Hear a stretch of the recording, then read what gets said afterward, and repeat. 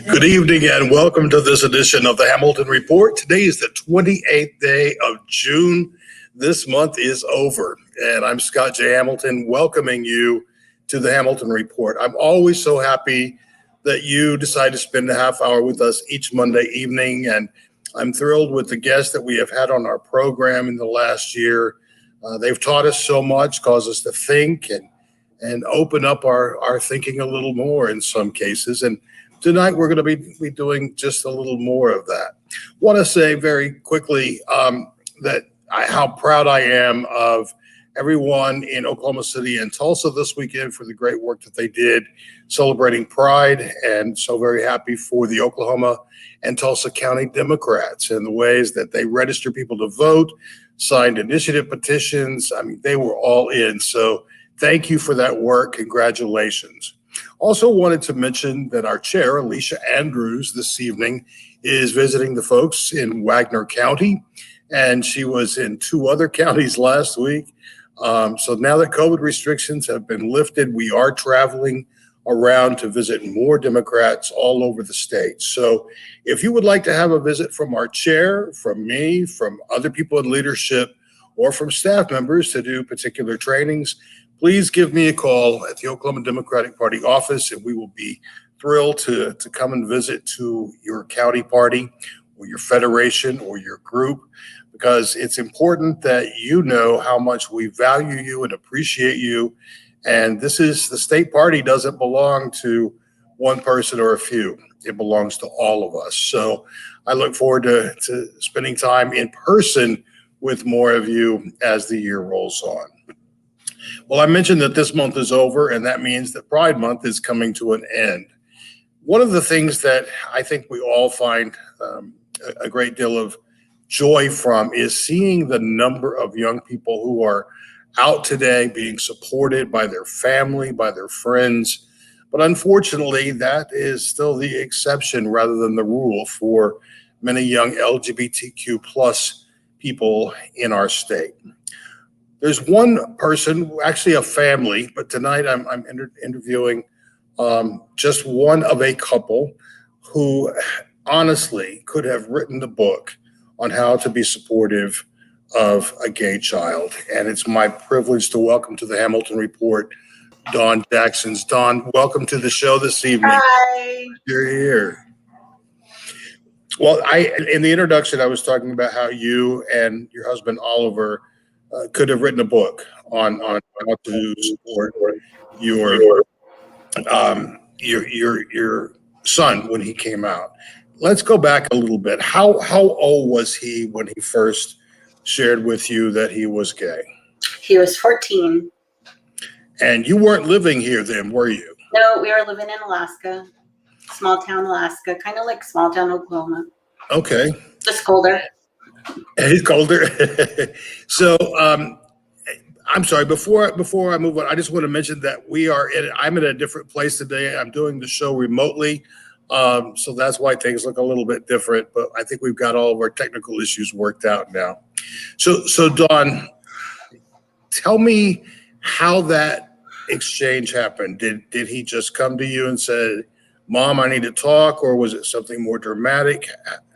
It's kind of funny, actually. To us, it's funny. He was composing an email to do it via email, and he accidentally sent the email. So we all read our emails, and I read mine, and then I called Dad in, and I had Dad read the email, and then we're like, okay, we need to go talk about this. So family meeting in the living room. We have another child as well, and we said, "So you're gay?" It's like, "Yeah, I've known for a long time, since I was like 9."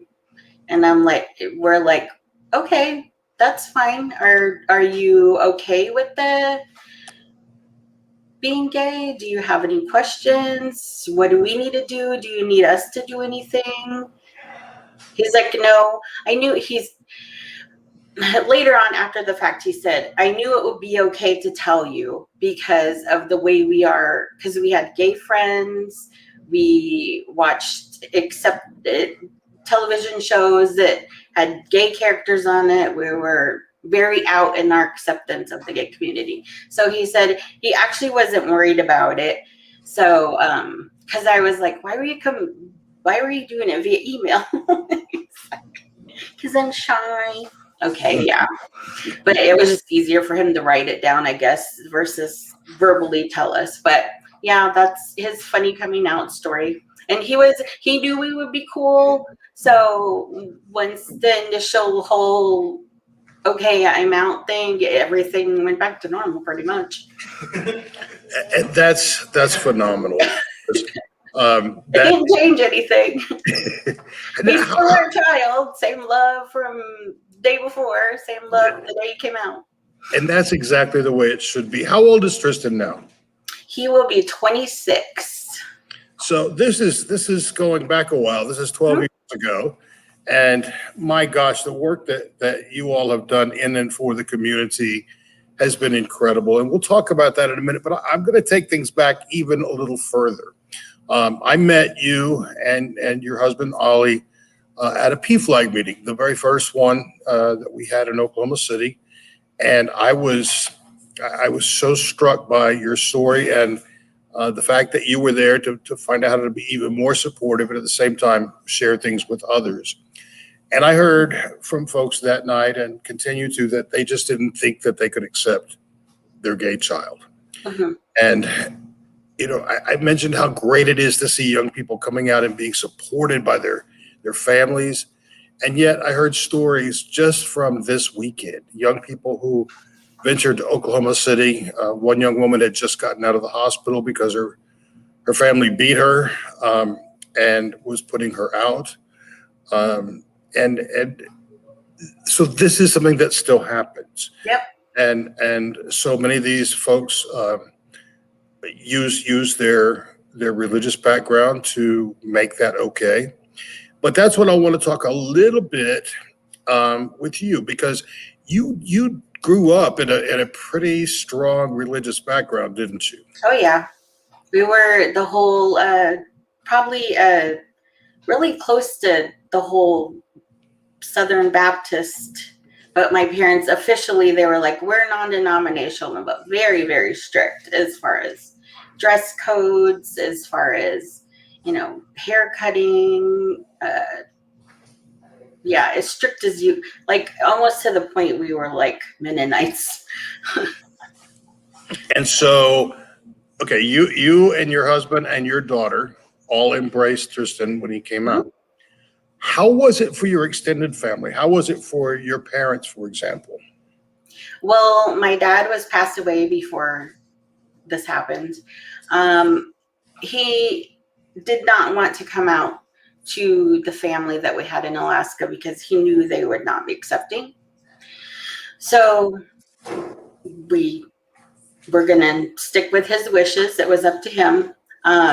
But after that, we really started to try to push the moving out of the state thing, because part of it was I knew that eventually they were going to find out, and I didn't want him to have to go through that rejection from them, because we were all really close. We'd lived within a few miles of each other for years and years, and it was going to change when they found out.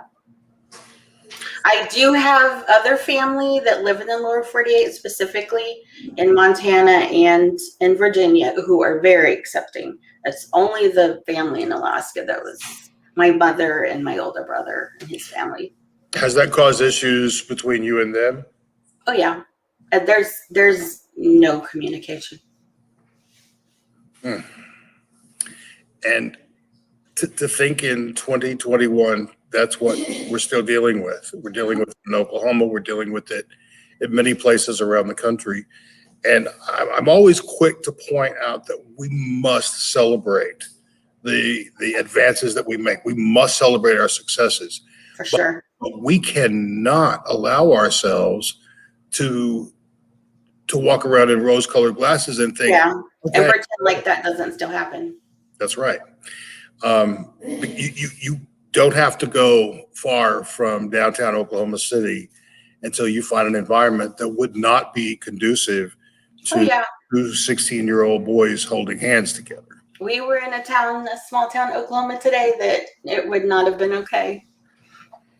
And so there we are. That's the reality of it for some people.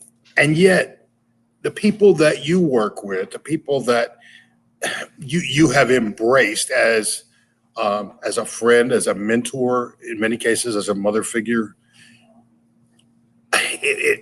does it become overwhelming to you sometimes? Embracing them isn't overwhelming to me, but it's overwhelming. I get overwhelmed by their stories. I try to wait till I'm alone in private for that to affect me. I try to stay positive in front of them, but yeah, it gets me hard, the stories I've heard. And I would think that would be true of so many of us, but I don't have children and I don't have the same perspective that you would. You, for a good while now, and I'm telling people this because I'm hopeful that there might be some peanut butter cupcakes in this for me at some point. You have maple frosting and candy bacon. That'll work too. Yes, that we'll add that to the list. But you have been baking for a number of years now, and but instead of just giving it away, you're selling your products, but 50% of the total, not 50% of the proceeds or the profits, but 50%. So that you're barely, honestly, covering your cost for ingredients. And I've seen the work. It's fabulous. But what do you do with the other half of the money? Just back into the buying ingredients. No, I'm talking about the money you give away. Who gets the money? How do you decide each month? They have to be either social justice, LGBTQ related, promoting pet safety, or children. So social justice, LGBTQ, children, and animals. Wow. And the majority of the time it's LGBTQ. Yes, if you look at some of Dawn's creations, you will see that she almost always manages to slide in a rainbow flag. Yeah. I'm totally out. I'm totally out and proud. If you don't like my rainbows, they can go to someone who, doesn't like rainbows as well. I'm putting up now. This is your thanks. This is your new website, and I'm drawing attention to it is because of the community service that Dawn provides. The not only are the baked goods incredible, but the fact that so much money flows right back into communities doing good work. And only in Oklahoma, not even, it doesn't go out of Oklahoma at all. So how did this come about? I know that you've enjoyed baking for a long time, but how did it come about that you decided you wanted to take this to the next level?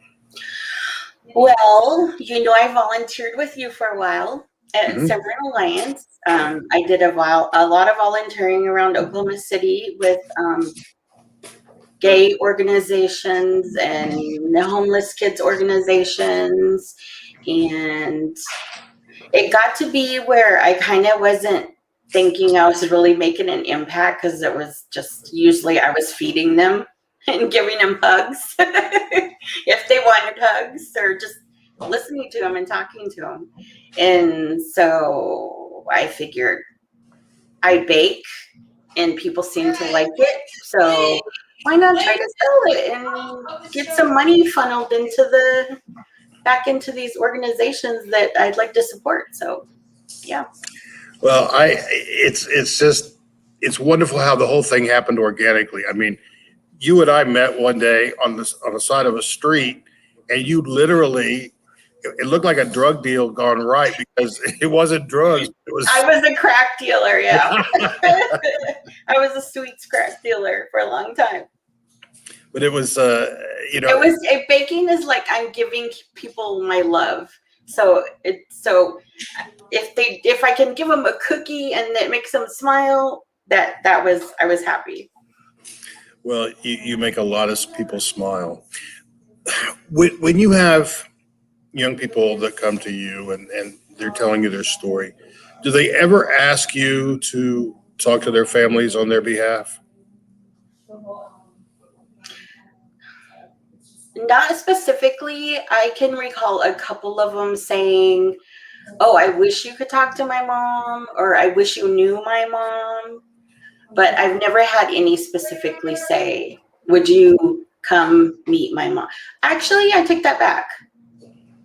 There's one friend that asked me that many years ago, and I did finally end up talking to his mom several years after that, which was kind of cool. But he's older now and he doesn't even live in Oklahoma anymore. But yeah, but not usually. Besides Wayne, thank you.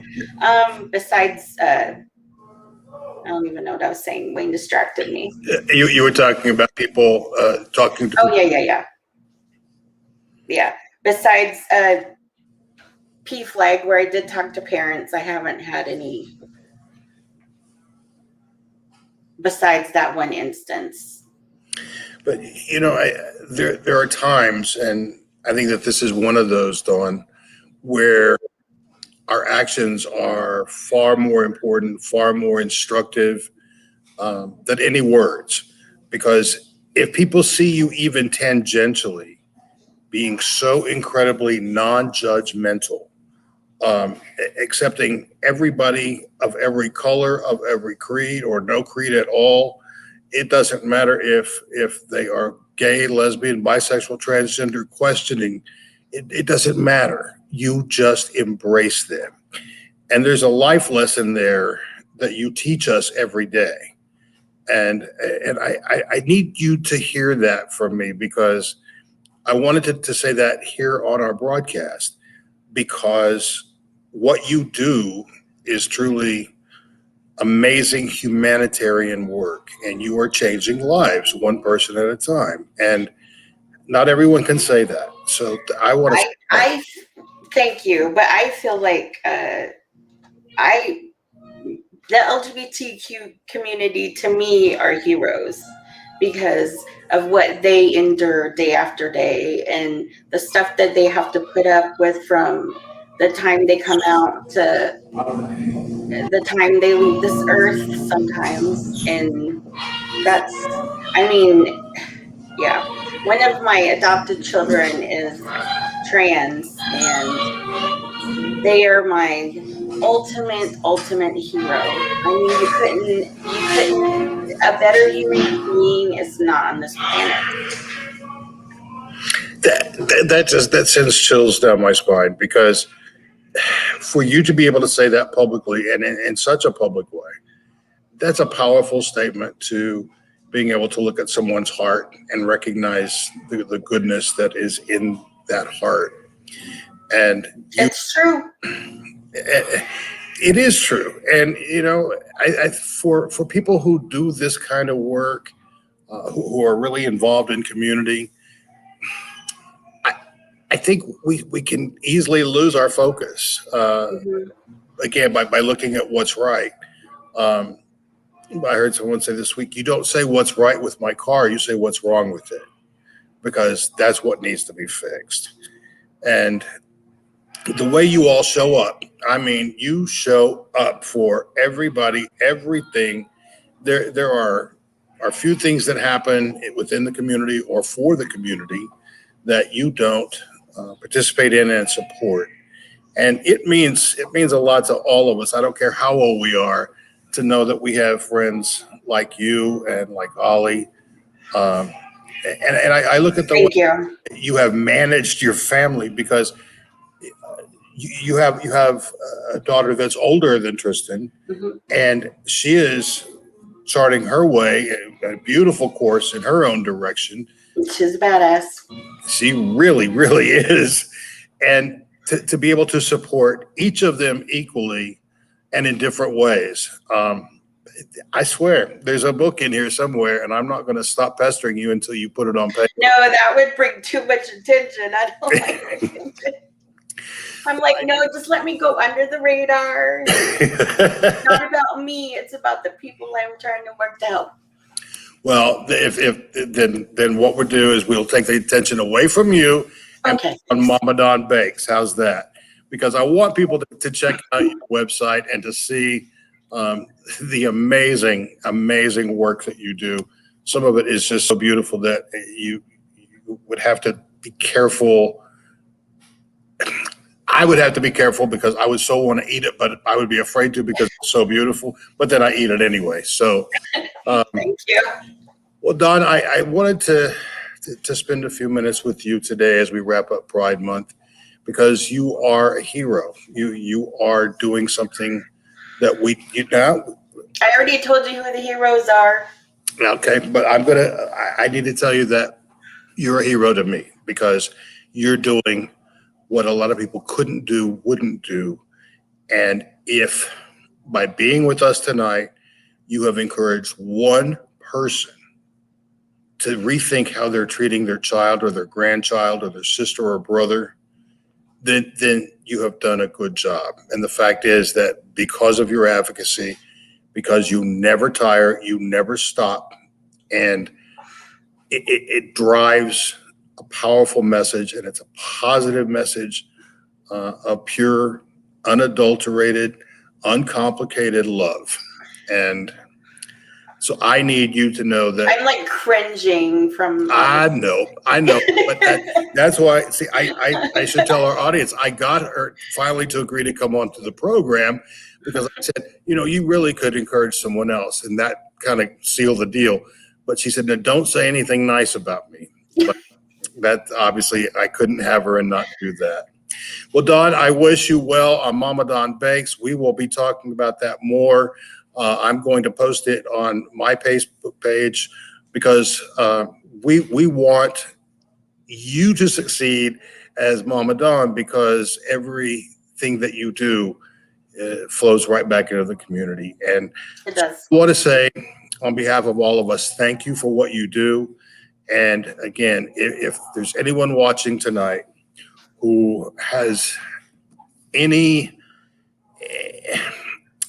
concerns about your child and the way that you are responding, or you don't know how to respond, that's okay. Mm-hmm. But ask. And if you want to give me a call, I'm happy to connect you with some folks who will be happy to talk to you. And Dawn is one of those. Just love them. Just love them, and everything will work out. Just love them. Make sure they know you love them. The simplest, most important messages are sometimes the hardest for us to learn, but I'm gonna take your words, and that will close us this evening. But Dawn, thank you so much for being with us. I wish you all the best, and I can't wait to see you real soon. Thank you, Scott. I appreciate it. Good night. Well, that's encouraging to me, and I hope it is to you, because we can all do little things in our own lives that can have a powerful, transforming effect on the lives of other people. That's what we try to do every day at the Democratic Party, and that's why we need you to work with us. We need to work together for marginalized communities, those that have historically not been represented.